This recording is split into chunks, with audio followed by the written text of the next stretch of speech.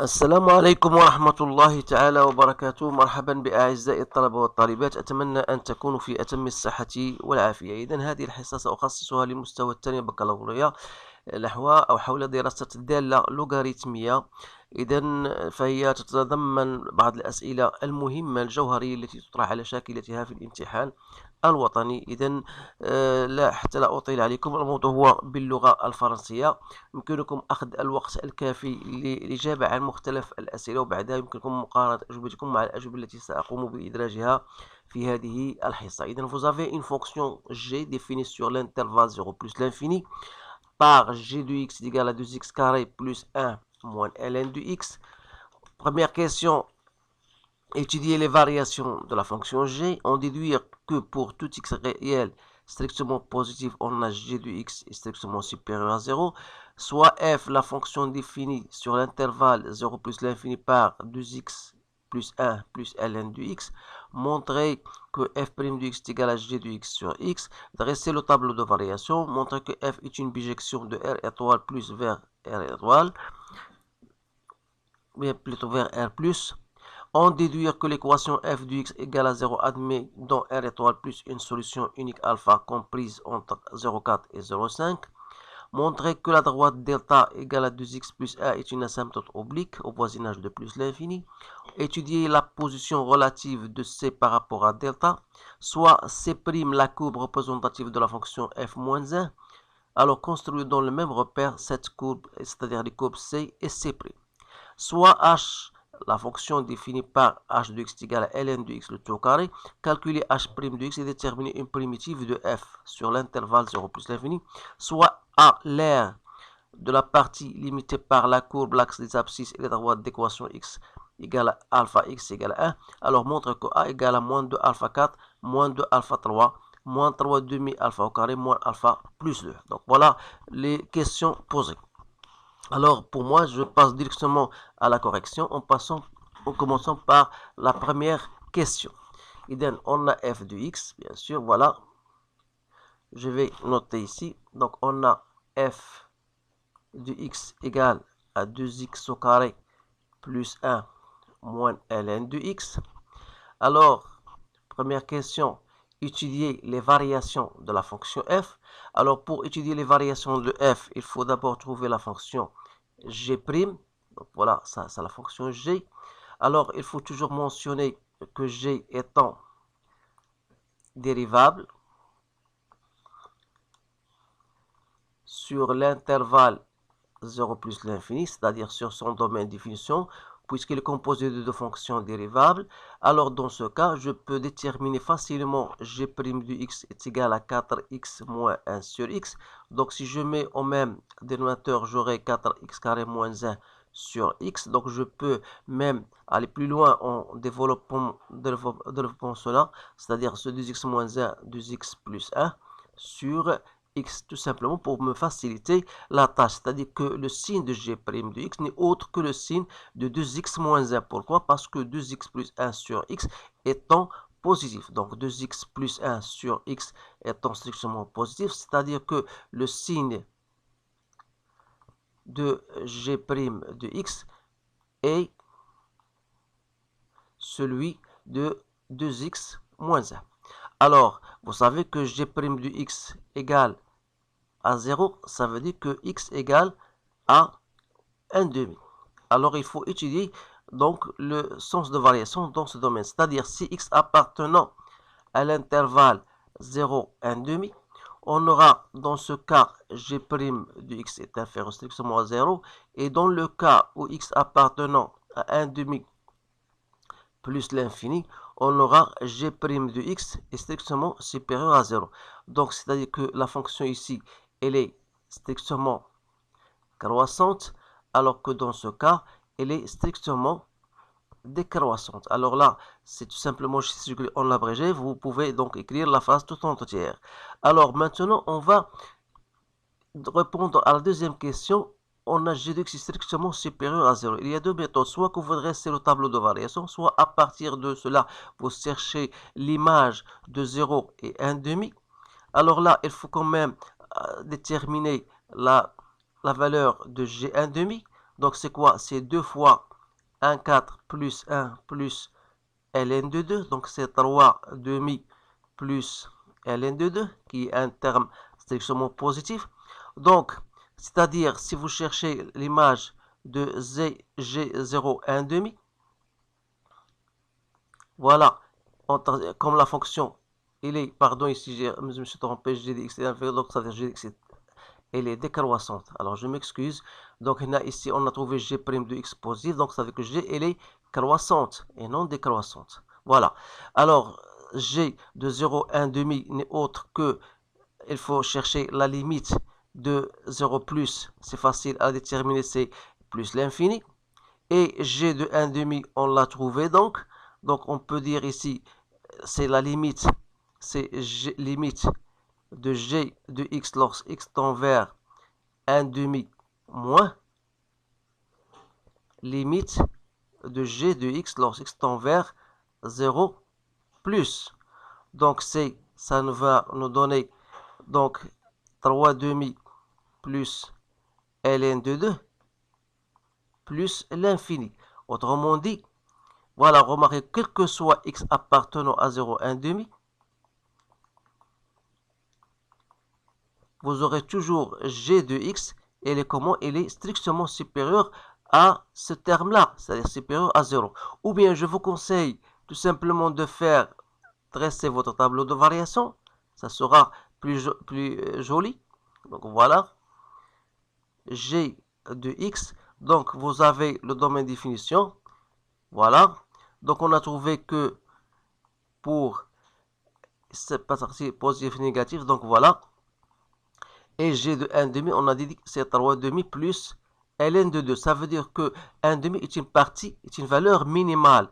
Donc quel que soit x appartenant à 0 plus l'infini, on remarque que g de x, donc il est supérieur ou égal à g 1 demi, c'est-à-dire supérieur à 3 demi plus ln de 2, et comme 3 demi plus 1 est strictement supérieur à 0, ça veut dire que g de x est strictement supérieur à 0. Alors je préfère cette méthode que la première, donc vous avez le choix de choisir celle qui vous plaît. Alors maintenant je passe à la seconde partie, on vous donne une autre fonction f de x, voilà, je vais l'écrire pour qu'il soit clair. Donc c'est 2x plus 1 plus ln de x sur x.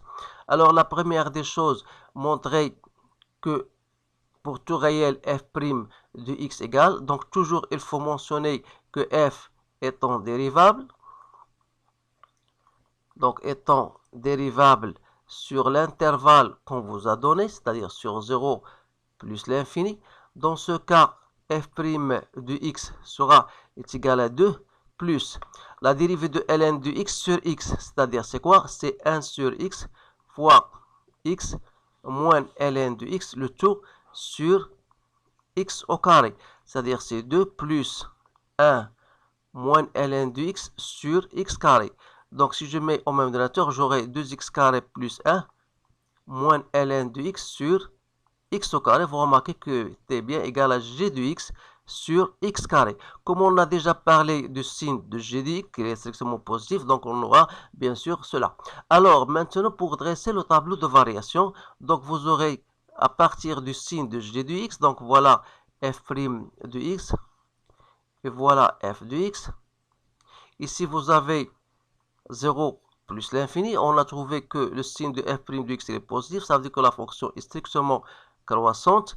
Donc voilà les limites. Donc voilà, vous allez savoir comment vous allez trouver la limite. Bien sûr, je vais vous le montrer.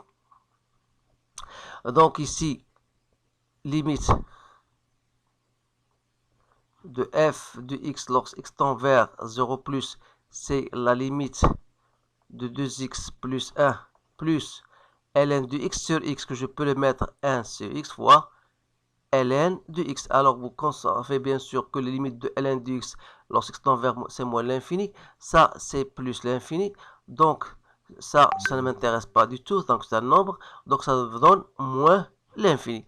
Alors que limite de f de x lorsque x tend vers plus l'infini, limite de ln de x sur x c'est 0, donc il reste la limite de 2x plus 1, c'est plus l'infini. Alors, ce sont des choses qui sont simples, bien sûr, à trouver. Maintenant, voilà, je passe à la question qui suit. Troisième ou bien deuxième question. Montrer que f est une bijection. Alors, ce sont des choses, ce sont des questions qui se posent, bien sûr, toujours. Donc, c'est-à-dire, c'est comme si on vous a donné de montrer que la fonction admet une fonction réciproque définie sur un intervalle j qu'on déterminera. Alors, c'est la même chose. Donc, il faut passer par le fait que f est continu. Elle est continue sur son domaine de définition, c'est-à-dire R étoile plus, et on a dit qu'elle est strictement croissante. Alors, ces deux conditions-là montrent que c'est donc une bijection. Et donc, une bijection de R étoile plus vers l'image de R étoile plus. Or, R étoile plus, donc c'était égal à R. Alors voilà, on a bien montré que c'est une bijection. Deuxième question, on déduit que l'équation f de x égale 0 admet une solution unique. Alors ça va nous faire rappel à le paramètre des valeurs intermédiaires, toujours en se basant sur les trois conditions, à savoir f est continu sur R étoile plus, en particulier, sur l'intervalle qu'on vous a donné, que j'appelle I, par exemple, donc entre 0,4 et 0,5. Alors, elle est continue et quand même, elle est strictement croissante sur I. Deuxième condition. Troisième condition, il faut vérifier que f de 0,4 fois f de 0,5 est strictement négatif. Alors là, je vous laisse le soin de vous assurer de ça. Donc, ces trois conditions sont remplies. On peut dire donc qu'il existe un certain alpha appartenant à I tel que f de alpha égale à 0. Donc voilà, ce sont des questions qu'on vous pose généralement le jour de l'examen. Alors, je passe maintenant à la question, voilà, montrer, c'est la question 3, montrer que la droite d'équation est une asymptote oblique. Donc, c'est une asymptote oblique. Donc, qu'est-ce qu'on va faire pour montrer cela? Il suffit de montrer que limite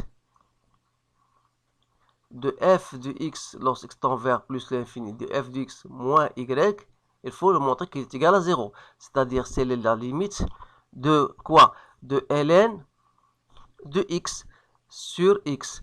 Alors, c'est simple, c'est 0. Donc, ça veut dire tout simplement que l'équation delta d'équation y de 2x plus 1 est une asymptote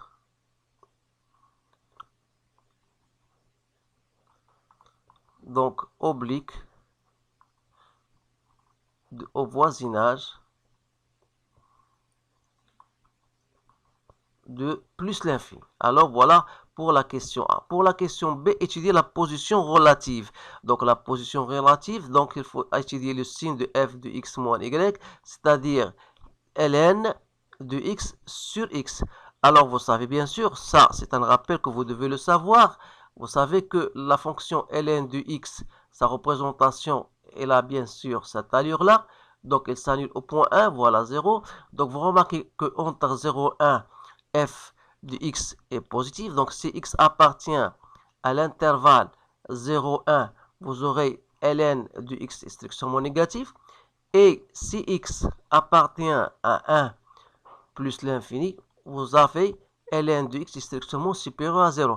Alors comme x ici, c'est toujours strictement supérieur à 0, ça veut dire que f de x moins y sera négatif si x appartenant à 0,1. Et f de x moins y sera positif si x appartient à 1 plus l'infini. Autrement dit, vous aurez ici dans le premier cas c de f, f de x est inférieur à y, c'est-à-dire que c de f sera au-dessous de delta. Alors ici, que vous avez CF est au-dessus de delta. Alors, il faut vous habituer bien sûr à ce genre de questions. Donc, il ne faut pas oublier que C de F donc est delta. Il se coupe en n points que j'appelle I', si vous voulez. 1 et l'image de 1, c'est 3. Pourquoi? Parce que f de x moins y est égal à 0, ça veut dire que ln de x sur x égale à 0, ça veut dire que ln de x égale à 0. Alors, ln de x égale à 0, ça veut dire que x égale à 1. Donc, il suffit de chercher f de 1. Donc, j'ai trouvé ln de 1, f de 1, c'est 3. Donc, voilà, il se coupe en ce point. Alors là, on passe maintenant, je pense, à la représentation graphique que j'ai déjà préparée à l'avance pour ne pas perdre assez de temps. Je vous donne seulement l'allure de la fonction f et de la fonction réciproque. Ce que j'ai tracé en rouge, c'est la fonction f, et celle en vert, c'est la représentation de la courbe réciproque. Alors, il ne faut pas oublier que pour ne pas oublier l'asymptote oblique que vous avez, y égale à 2x plus 1. Alors, je vais prendre un autre crayon pour vous le montrer. Voilà. Il ne faut pas oublier le traçage de la droite d'équation y égale à 2x en choisissant bien sûr 2 points. Voilà. Et n'oubliez pas qu'on a dit que la courbe ici se coupe en un point I', voilà, I', point image 1 et 3. Alors, on a dit d'après le théorème des valeurs intermédiaires qu'il existe un certain alpha compris entre 0,4 et 0,5, c'est que f de alpha égale à 0, donc je l'ai bien noté ici. Alors, en retournant à votre tableau de variation, la fonction est strictement croissante et donc il côtoie la droite x égale à 0 puisque c'est une asymptote verticale. Donc voilà l'allure de votre courbe. En ce qui concerne la position relative, bien sûr, entre 0 et 1, vous avez la courbe au-dessous, et entre 1 et plus l'infini, vous avez la courbe au-dessus. Alors là, il faut toujours simplement vérifier cela dans le traçage de votre courbe. Alors pour le traçage de la fonction réciproque, je vous conseille tout simplement d'utiliser la droite d'équation y égale à x, et à partir de cela, à partir des différents points se trouvant sur la courbe C, vous allez tracer la symétrie de ces courbes-là par rapport à la droite delta et prime égale à y égale à x en utilisant bien sûr votre compas ou bien votre équerre. Alors là, voilà, mais n'oubliez pas que aussi l'asymptote oblique delta, par la symétrie de cette delta par rapport à cette droite y égale à x sera delta prime d'équation y égale à x moins 1 sur 2. Alors là, il faut bien saisir ces notions-là parce que ce sont très intéressants, ce qui va vous faciliter bien sûr le traçage de votre courbe.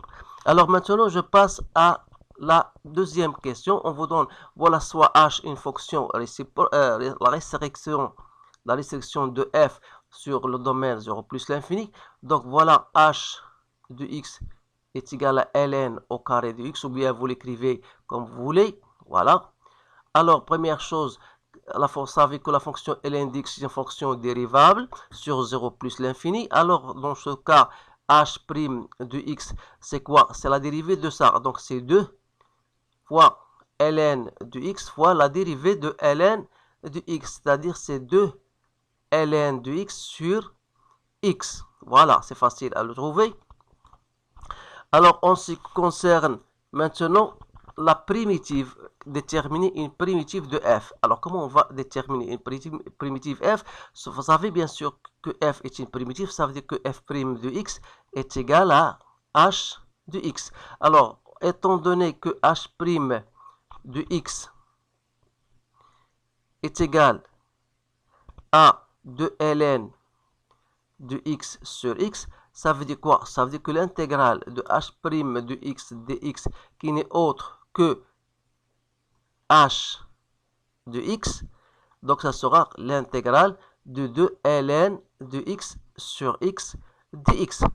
Autrement dit, c'est 2 fois l'intégrale de ln de x sur x dx. Donc ça, c'est h de x. Donc l'intégrale de ln de x sur x, qui on a déjà montré que h de x c'est quoi? C'est ln au carré de x. On a x. Ça veut dire quoi? Ça veut dire que l'intégrale de ln de x sur x dx n'est autre que ln au carré de x sur 2 plus une certaine constante. Et par conséquent, la primitive de la fonction f, c'est la primitive de quoi? N'oubliez pas que vous avez f de x, c'est 2x plus 1. Alors, la primitive de 2x, c'est x au carré. La primitive de 1, c'est x. Plus la primitive de ln de x sur x, c'est quoi? C'est 1 demi ln au carré de x. Donc, voilà votre primitive. Donc, toujours plus une certaine constante. Voilà la réponse à cette question, bien sûr. Maintenant, on va chercher l'aire. Bien sûr, on vous dit de déterminer l'aire de la fonction limitée par la courbe représentative, limitée par les droites d'abscisse des abscisses et droite l'équation x égale à alpha, x égale à 1. C'est-à-dire que l'aire, tout simplement, donc c'est quoi? C'est entre alpha et 1 de f de x dx. Alors, comme on a trouvé, bien sûr, la primitive, on a trouvé une primitive de f, donc c'est f de x, entre 1 et alpha, c'est-à-dire c'est f de 1 moins f de alpha.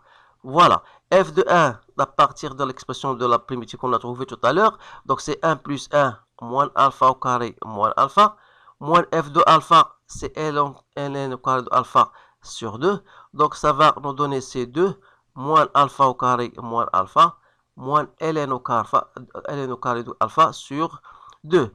Alors voilà comment on a déterminé. Alors ici, on va continuer pour développer, pour arriver à cette expression. N'oubliez pas qu'on a déjà, à partir des valeurs de théorème des valeurs intermédiaires, on a trouvé qu'il existe un certain alpha, tel que f de alpha égale à 0. Alors on va utiliser cela.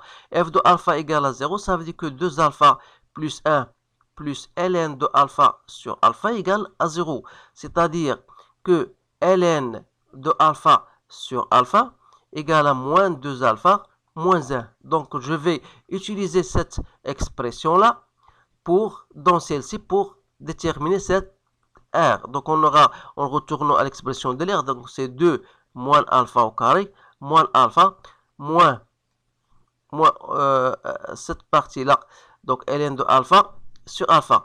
N'oubliez pas que vous avez ici ln au carré de alpha sur alpha. Donc, c'est-à-dire que ln au carré, ici, ln au carré, ln de alpha, c'est quoi? C'est alpha fois ça. Donc, ce sera alpha au carré fois 2 alpha plus 1 au carré. Donc, lorsque je vais noter ici moins alpha au carré sur moins ln au carré de alpha sur 2, j'aurai ici moins alpha au carré sur 2 fois 2 alpha plus 1 au carré. Donc, ici, toujours 2 moins alpha au carré moins alpha au carré sur 2. Vous avez une identité remarquable qu'il faut développer. Donc, c'est-à-dire, voilà, ici, on va continuer. Donc, c'est 2 moins alpha au carré moins 4 alpha 4 sur 2. Voilà. Moins 2 alpha 3 moins alpha au carré sur 2. Donc, il reste moins 2 alpha 4 moins 2 alpha 3 moins 3 alpha au carré sur 2, moins alpha, plus 2. Et vous remarquez, c'est bien notre expression voulue. Donc voilà, on a terminé donc ce sujet-là. J'espère que cela pourra vous être utile le jour de l'examen. Essayez de le refaire et de le partager avec vos collègues. Alors, je vous souhaite une bonne chance et je vous dis à bientôt.